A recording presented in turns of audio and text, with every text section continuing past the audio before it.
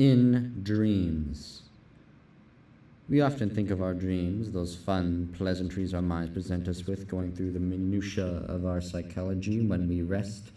But what of nightmares? They serve the same purpose, yet they terrorize us, and we do not dwell on them.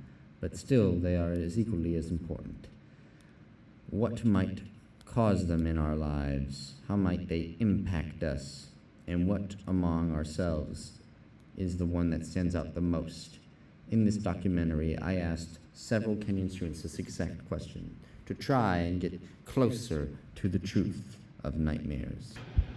Describe to me the worst dream that you ever had.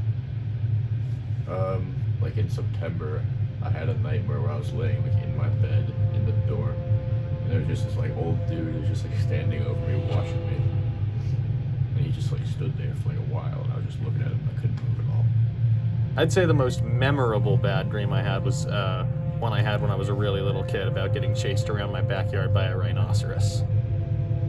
So it was this one dream. I remember I heard a scream from my mom's room, and then I went into there, and there was a man's face on the window. And then the next day, she was in the bathroom, and I ran into the bathroom after she screamed again, and the man's face was like this. His hands were on the window, and I headbutted the window and broke the glass. My bed at home is really high up, and it's wedged into the corner of my bedroom.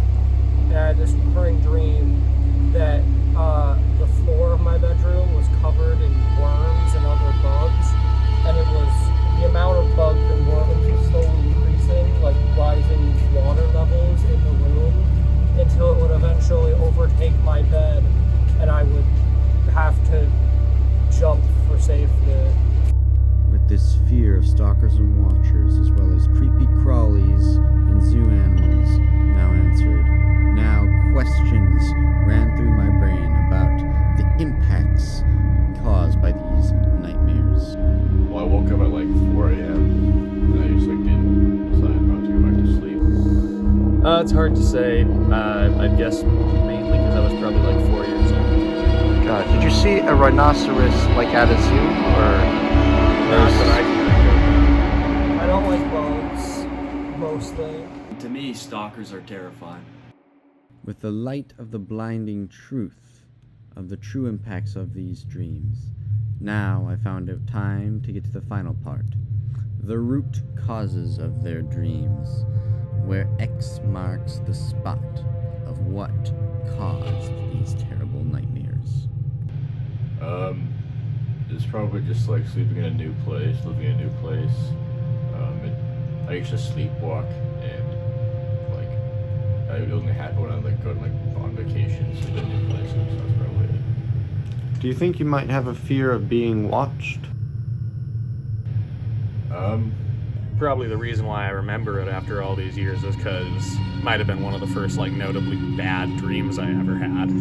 I remember my ex-girlfriend at the time there was a car that was like stalking her and her family, so that could have been part of it. Now we are finally out of the maze, but we are left with a cornucopia of possibilities. But one thing remains certain: the real life has an effect on our nightmares.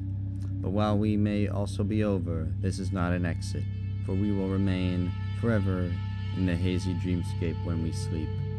And with that leaves us at the mercy of our nightmares.